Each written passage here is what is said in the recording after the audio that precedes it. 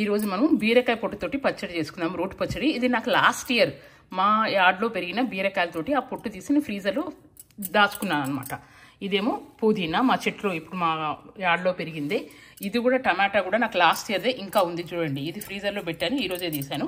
దానికి మనకు నువ్వులు, జీలకర్ర, మెంతులు, సరిపడాని పచ్చిమిరపకాయలు, చింతపండు. మెంతుల్ని నువ్వుల్ని వేయించుకుందాం అన్నమాట. ఈ విధంగా నువ్వులని చిటపటలాడేదాకా వేయించుకోవాలి మనం. ఒక టీ స్పూన్ అంతా నూనె వేసాను. ఇప్పుడు దీంట్లో మనం బీరకాయని మంచిగా ఉడికించుకుందాం అన్నమాట. మెత్తగా ఉడకాలి ఇది, లేకపోతే పచ్చి వాసన వస్తుంది. దీన్ని బీరకాయ పొట్టిని మనం నూనె పెట్టి మంచిగా మెత్తగా ఉడకనిద్దాం. ఇప్పుడు పచ్చిమిరపకాయని నూనెలో వేయించుకోవాలి. ఈ పచ్చిమిరపకాయని పుదీనా కూడా వేసి వేయించుకుందాం.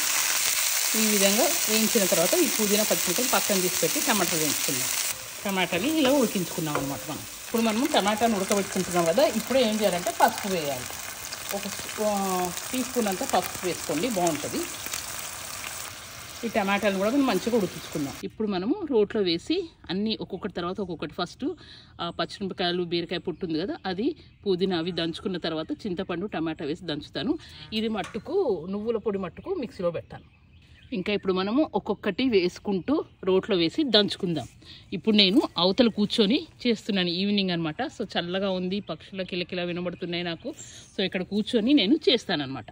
ఈ రోకల్ బండ రోళ్ళు చేసిన పచ్చడి, రోటి పచ్చడి భలే ఉంటుంది. పోయినసారి చేసిన టమాటా పుదీనా పచ్చడి అయితే సూపర్ ఉండింది. ఇది కూడా అలాగే ఉంటుందని నేను అనుకుంటున్నాను. దంచుతుంటే గుమగుమలాడుతుందండి. రోటి పచ్చడే టేస్ట్ వేరుంటుంది.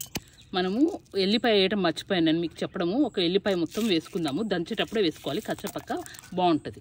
ఇప్పుడు ఈ చింతపండును కూడా వేసుకొని దంచుకుందాం అనమాట. దీంట్లో అది పచ్చడి దంచుకునేటప్పుడే మనం ఉప్పు వేసుకుందాం సరిపడా. ఇప్పుడు ఉడకబెట్టిన టమాటా వేసాను. ఇప్పుడు దీన్ని కూడా వేసి దంచుకుందాం. ఇందాక మనం దంచి పెట్టుకున్నాం కదా నువ్వుల పొడి, నువ్వులు, జీలకర్ర, మెంతులు, ఇవి కూడా ఇప్పుడు దీంట్లో వేసుకొని దంచుకుందాం. ఇప్పుడు దంచేటప్పుడే తగినంత ఉప్పు కూడా వేసుకుందాం మనం.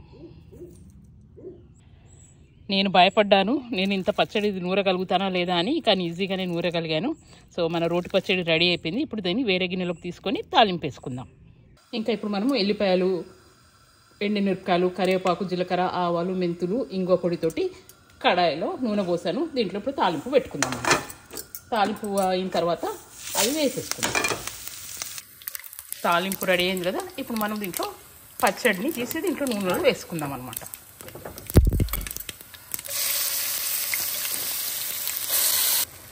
మన పచ్చడి రెడీ అయిపోయింది. చూసారు కదా ఎంత బాగా కనబడుతుందో.